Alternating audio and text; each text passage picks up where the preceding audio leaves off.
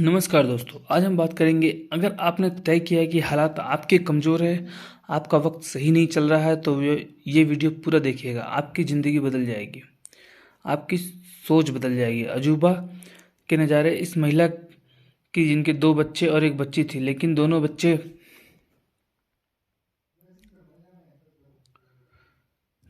बच्चों जवानी में ही ज़िंदगी छोड़ के चले गए, जिनके पति की भी मौत हो गई और जो अंदर से टूट चुकी थी, लेकिन आत्मविश्वास नहीं कम होने दिया। जिन्होंने मोटिवेशन का सहारा लिया और लाइफ में इतना कमाल का बाउंस बैक किया कि वह भारत की प्रथम नागरिक चुनी जा चुकी हैं, भारत के सर्वोच्च पद पर अब आसीन हो चुकी हैं। अब आप देखना शुरू कर चुके हैं। आज बात करें भारत की पहली आदिवासी महिला राष्ट्रपति श्रीमती द्रौपदी मुर्मू जी, जो आज़ाद भारत में पैदा होने वाली भी पहली राष्ट्रपति बन चुकी हैं। सबसे पहले बहुत सारी शुभकामनाएं उनको, और उनकी ज़िंदगी से की जीवन की कला सीखने को काफ़ी कुछ है। जो झारखंड की राज्यपाल चुनी गई थी और राष्ट्रपति भवन में असम के राष्ट्रपति रामनाथ कोविंद साहब से मिलने पहुंची थी, तो शायद उन्हें यह अंदाज़ा नहीं होगा कि वह भारत की अगली राष्ट्रपति चुनी जाएंगी। आइए बात करते हैं fine learning from Shrimati Droupadi Murmu. सीखने वाली बात सबसे पहली बात यह है कि हालातों के सामने कभी भी कमज़ोर न बने, बल्कि उन हालातों के कारण को बनाए, ताकत बनाए, ताकि आप ज़िंदगी में अच्छा रास्ता देख पाएँ। अच्छे रास्ते पर चलना है। श्रीमती द्रौपदी मुर्मू जी, जिनका जन्म 20 जून 1958 को ओडिशा के पिछड़े जिले मयूरभंज के एक गरीब आदिवासी परिवार में उनके पैदा होते ही समस्या उनके स्वागत के लिए तैयार खड़ी। परिवार गरीबी में जी रहा था, बहुत कम संसाधनों के बीच जिंदगी बिताना। उनके पति का नाम बिरंची नारायण कुंठा झुग्गी किसानी करते थे। अभाव में, गरीबी में उनने बचपन अपना बिताया, लेकिन अपनी स्थिति को कभी भी अपनी मेहनत के आड़े नहीं आने दिया। द्रौपदी मुर्मू जी ने अपने जनपद में शुरुआती शिक्षा प्राप्त की। उसके बाद भुवनेश्वर में रामा देवी महिला महाविद्यालय से ग्रेजुएशन की पढ़ाई पूरी करने के बाद अपनी बेटी को शिक्षा देने के लिए ये टीचर बनी और एक शिक्षक के तौर पर उन्होंने अपने करियर की शुरुआत की। Shri Aurobindo integral education centre Rairangpur से। जीवन में चुनौतियां इतनी ही काफ़ी नहीं थी, बहुत सारी परेशानियां इनको इंतज़ार करे, जैसे मैंने बनाया कि उनकी ज़िंदगी की चुनौतियों का आना जाना अभी बाकी था। समस्याएं खत्म नहीं हुई थी कि सब कुछ ठीक से चल रहा था। 2009 अक्टूबर का महीना, 27 तारीख सुबह के 7 बजे थे। उड़ीसा की राजधानी भुवनेश्वर के पत्रपता इलाके में अचानक से अंचल में एक घर में 25 साल के लड़के की लाश मिली। अस्पताल घर वाले लेकर के गए इस उम्मीद से कि शायद कोई चमत्कार होगा, लेकिन डॉक्टर्स ने जान चुकी थी कि लड़का कोई और नहीं बल्कि श्रीमती द्रौपदी मुर्मू जी के बेटे थे, लक्ष्मण, जो शाम को दोस्त के साथ गए थे। रात में बेटों के घर से आए, हालात ठीक नहीं थी, सो गए। सुबह तक उनकी जान चली गई। ये रहस्यमय मौत, जो इस पर से पर्दा उठने पर 2009 में ये हुआ, और 2013 में 4 साल बाद उनके दूसरे बेटे की रोड एक्सीडेंट में जान चली गई।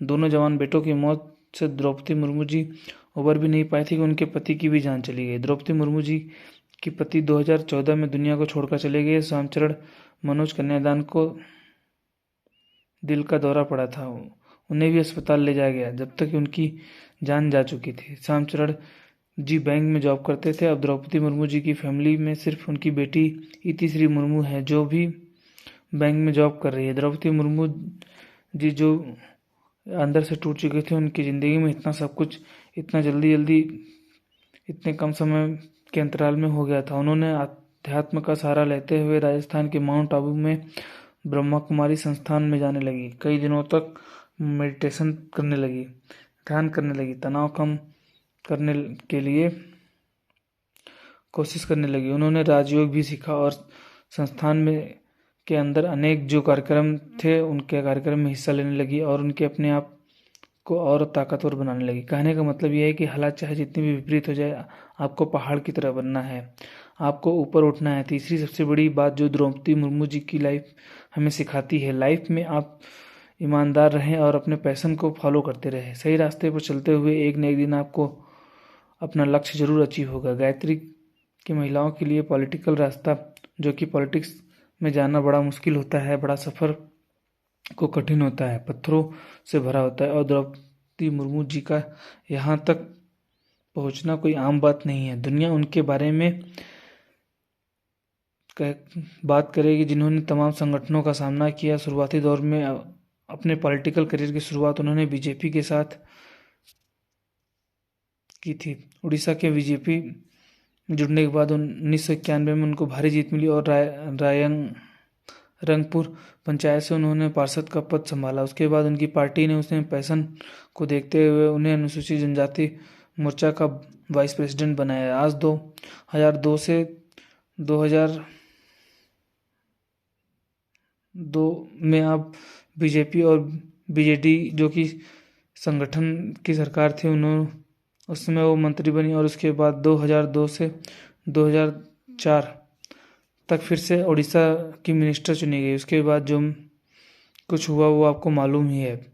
उनकी पर्सनल लाइफ में उथल पुथल मची हुई थी, उम्र का सहारा ले रही थी, मेडिटेशन कर रही थी, आध्यात्मिक रास्ते पर भी थी, एक नए जीवन की शुरुआत कर चुकी थी, कमबैक की कहानी थी। अब इस सबके बीच में उन्हें 2015 से 2021 तक झारखंड का राज्यपाल चुन लिया गया।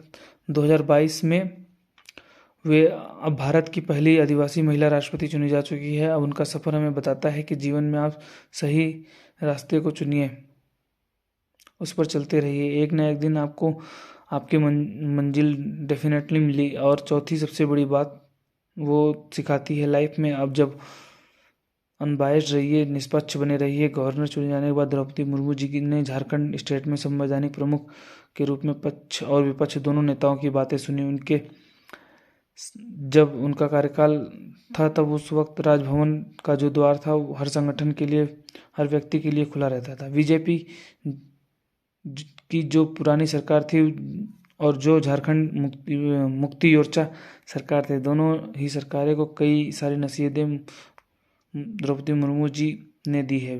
बीजेपी जो कि पुरानी सरकार थी, तो आदिवासियों के हितों के संरक्षित करने वाले 2 महत्वपूर्ण कानून थे, उनके संशोधन की कोशिश कर रही थी। विपक्षी राजनेता ने जो पार्टियां थी उन्होंने हंगामा कर दिया। इस सबके बावजूद जो कि 21 नवंबर 2016 को विधानसभा ने बिल पारित उन्होंने करवा लिया और गवर्नर के पास भेज दिया। द्रौपदी मुर्मू जी के पास 7 महीने तक उन्होंने इस पर विचार किया। उसके बाद जो संत की सरकार थी उनको वापस लौटा दिया, कहा कि आप इस पर सुविचार करें। उन्होंने आज नहीं बल्कि राजधाम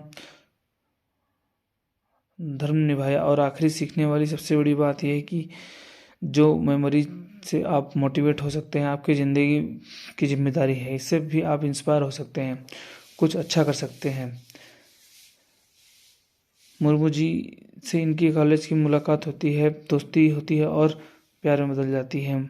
मान मनोहर के बाद 1980 में उनकी शादी होती है और जैसा मैंने बताया कि दोनों जवान बेटों को उन्होंने खो दिया, उन्होंने अपने पति को भी खो दिया।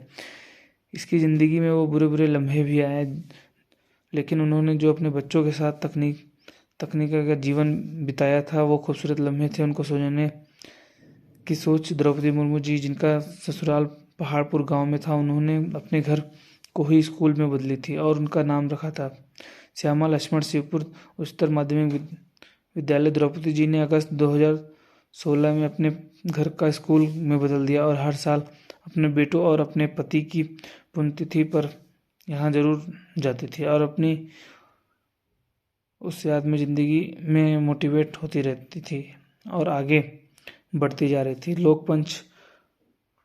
लोकमंच पार करती जा रही और आते जाते एक बार किसी ने एक विद्वान से पूछा कि समाज में आगे बढ़ने के लिए क्या क्या करना चाहिए। उस विद्वान व्यक्ति ने कहा कि अगर एक दूसरे की टांग खींचने के बजाय एक दूसरे को हाथ खींचना चाहिए, मिलकर आगे बढ़ना चाहिए। द्रौपदी मुर्मू जिंदगानियाँ जिया जैसी है।